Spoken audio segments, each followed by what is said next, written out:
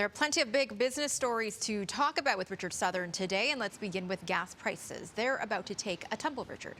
Which is surprising because, like, the long weekend is here almost, and usually we like to think prices kind of go up on the long weekend. There's actually not a lot of statistics to back that up, surprisingly. However, we're actually going to see a nice break tomorrow ahead of the long weekend.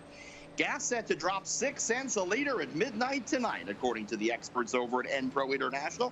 Melissa, that'll bring the average price here in Toronto down to $1.49.9. Not too bad. You know, we're paying about 19 cents a liter less today than we were a year ago. This latest drop can be traced back to what's happening with oil the last few days. It's come way down. Oil prices down about 7-8% over the past 2 days alone. As an uncertain demand outlook overshadowed OPEC's decision to maintain some output cuts. Investors also worried about the fact that peak oil demand may be in the rear-view mirror already. We'll take it, though, down 6 pennies tonight. A welcome relief for sure. Now, the federal government is promising some big changes when it comes to grocery prices. Yeah, I mean, this is probably the big story of the day. The federal government had been calling on the big grocery chains to do something about these high prices we're seeing. And today, the federal industry minister said the grocery chains will offer shoppers discounts, price freezes, and price matching as what he called the first step towards stabilizing food prices. But Francois-Philippe Champagne didn't say which products will be part of the promotions. There's still a lot we don't know about this.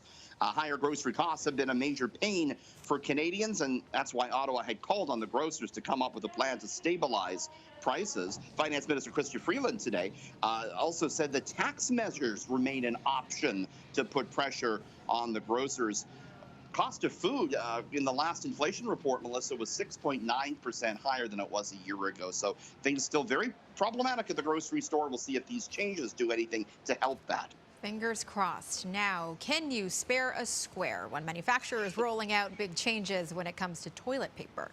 Okay, it's my favorite story of the day. This is the biggest toilet paper change in our lifetime. Charmin is changing the shape of the toilet squares. You know, usually along the perforated line, it's a straight perforated line.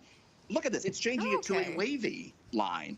It actually is, it's calling it a scalloped edge. And Charmin says it's doing this to provide customers a, quote, better, smoother tear.